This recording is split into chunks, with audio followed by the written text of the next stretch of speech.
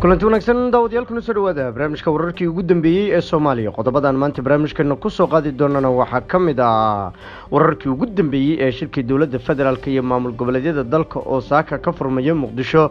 qodobo adag oo miis ka yaala ra'iisul wasaare Rooble oo diiday codsigii madaxda maamul goboleedyada. miyaa wax laga bedelaya heshiiskii horey loo gaaray? beesha caalamku miyay diidan tahay dhaqaalaha doorashada ku baxaya? xogihii ugu dambeeyay ayaan idiin soo gudbin doonaa insha Allah.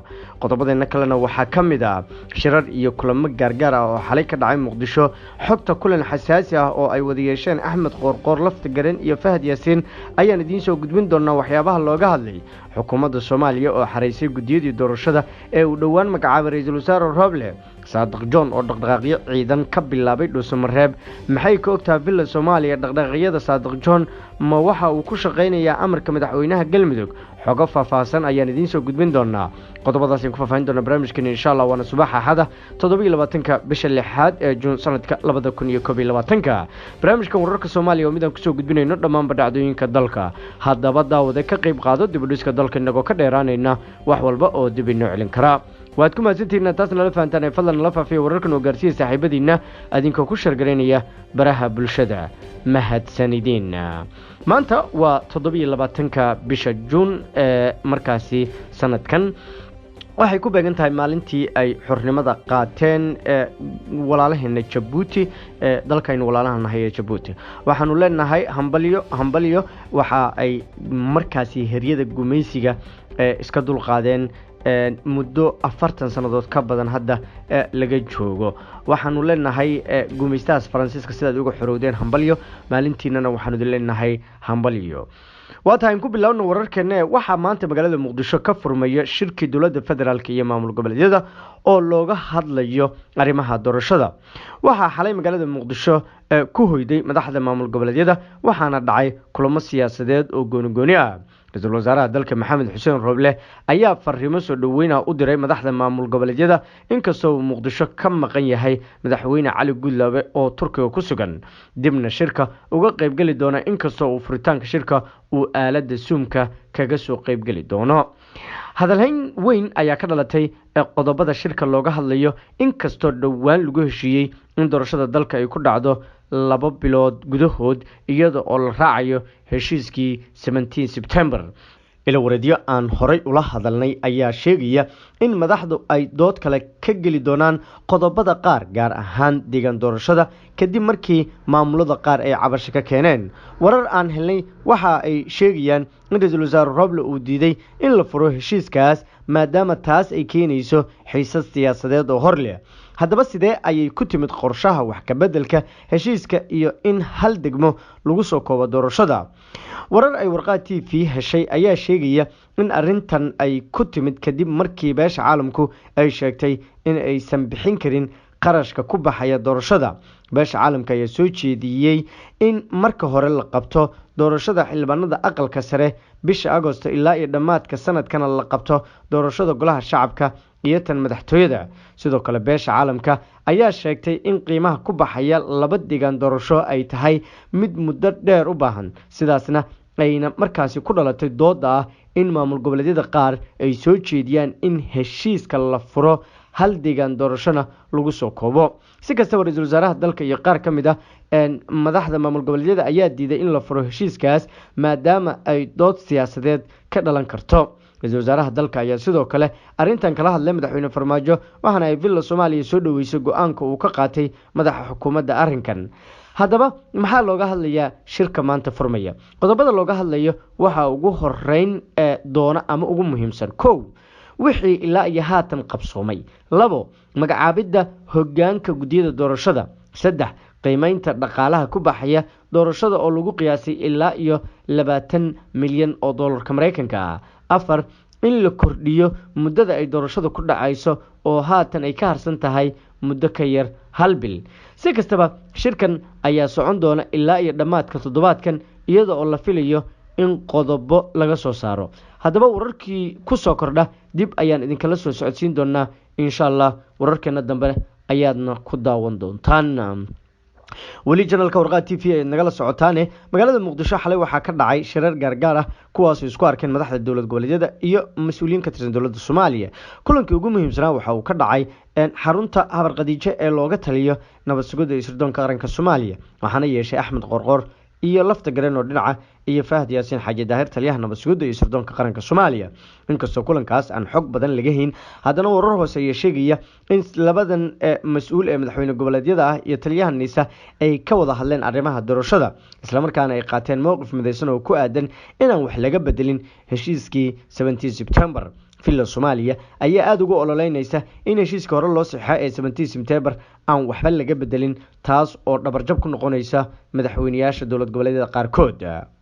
madaxweynayaasha kale ah cali gudlaawe xuseen iyo axmed maxamed islaam axmed madoobe ayaa gadaal ka riixaya arrimaha la xiriira in hal deegaan doorasho lagu soo kooba. cali gudlaawe ayaa doonaya in magaalada beledweyne uusan doorasho ku qaban, sidoo kale axmed madoobe oo garbahari in doorasho lagu qabto diidaya ayaa arrinkan qayb ka ah. sidaas darteed ayaa la sheegaya in villa Soomaaliya oo lala xoogan wado oo ku aadan in heshiiskii hore aan waxba laga bedelin. sidoo kale waxay ka wada arrinsadeen axmed qorqor lafta garan iyo fahad yaasiin sidii ballantii ahayd in madaxweyne Farmaajo dib loo dhiso oo doorashada soo socota xildhibaano badan loo soo saaro ay halkeeda usii ahaan lahayd.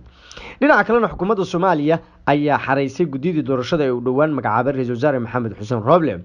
guddiyada doorashooyinka, guddiga doorashada heer federaal iyo guddiga doorashooyinka ee xalinta khilaafaadka federaalka iyo guddiyada doorashooyinka dowlad goboleedyada ayaa lagu xareeyay hoteelo ku yaala garoonka diyaaradaha ee magaalada muqdisho, kuwaas oo la sheegayo in gebi ahaanba dhammaantood lasoo xareeyay. maamul goboleedyada Jubbaland iyo Puntland oo guddiyadii hore ka maqnaa ayaan markan ku dhan. waxaa la sheegayaa in isniinta uu bilaaban doono tababar ilaa iyo khamiistan uu socon doono tababarkaas, deetana ay guddiyadu bilaabi doonaan inay dhexdooda iska doortaan guddoomiyaal iyo ku-xigeenno, taas oo sii fududayn doonta in howsha doorashada ee la gudagalo. waxay tahay shaqada ugu weyn ay guddigan wajahayaan in jadwalka doorashada ay ku dhawaaqaan, iyada oo shirka beri ka furmaya muqdisho. sidoo kale la filayo in markaasi arrimahan iyada laftigeeda lagu soo hadal qaado. si kastaba ha ahaatee, guddiyada la xareeyay ayaa la sheegayaa in waajibaad adag ay hor yaalaan, iyadoo ra-iisul wasaare Rooble uu kula dardaarmay in ay gutaan shaqooyinka muhiimka ah ee hor yaala si dalka looga saaro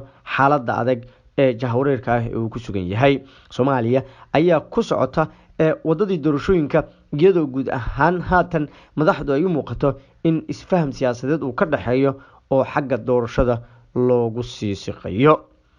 halkaas aad naga daawanaysaan waa janalka warqaad t v. meel kastoo aad joogtaan waxaanu idin leenahay kulanti wanaagsan. maanta waa 27 bisha Juun oo maalintii ay xorriyadda qaateen walaalaha Jabuuti. waxaanu leenahay hambalyo, waxaana idinkuga hambalyeynaa nabadda, barwaaqada iyo horumarka aad gaarteen. ilaahay idin siyaadiyo ayaynu idin leenahay.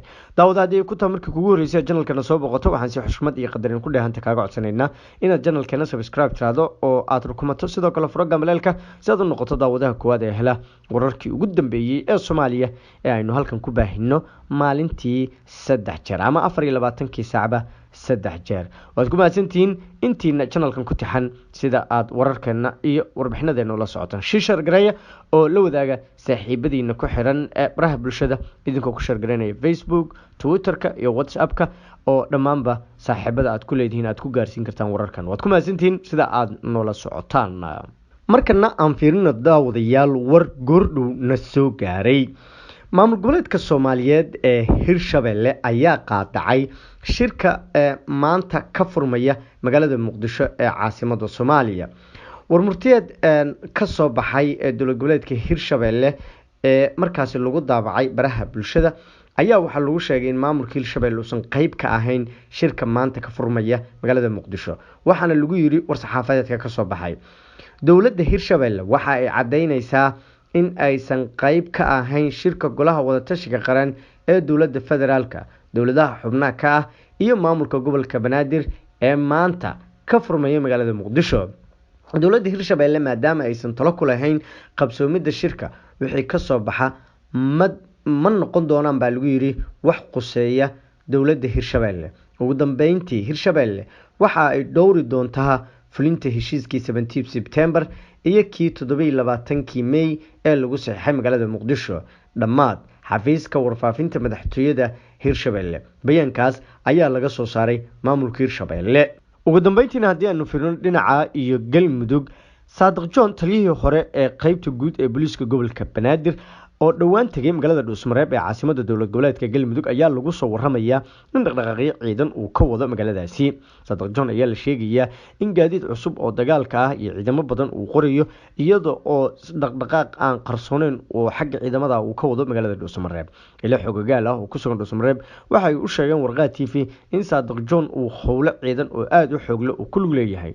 warar hoose waxay tilmaamayaan in saadiq john uu ka amar qaato si toos ah madaxweynaha dowlad goboleedka galmudug axmed cabdi kaariyo qorqoor isla markaana ay isku xiran yihiin isaga iyo sidoo kale generaal mascuud oo dhowaan loo magacaabay madaxa amniga ee doorashooyinka galmudug iyo sidoo kale madaxa xasilinta ee galmudug oo madaxweynaha galmudug uu magacaabay. arrinta dhaqdhaqaaqyada saadiq john ayaa la sheegayaa in villa Soomaaliya aysan aad ugu farxin maadaama uu dagaal kula galay magaalada Muqdisho ee caasimada Soomaaliya. saadiq john oo loo waday inuu noqdo madaxa amniga doorashooyinka qaranka ayaa la sheegay in arrinkaas uu ku guuldareystay kadib markii ra'iisul wasaare maxamed xuseen Rooble uu diiday in saadiq john uu jagadaas u magacaabo. intaas ayaan kusoo gabagabeynaya barnaamijkeena wararkii ugu dambeeyay ee Soomaaliya tan iyo kulantadeena dambe saaxiibayaal barnaamijka lamid ah waxaan idinkaga tegayaa sidaas iyo nabadgelyo.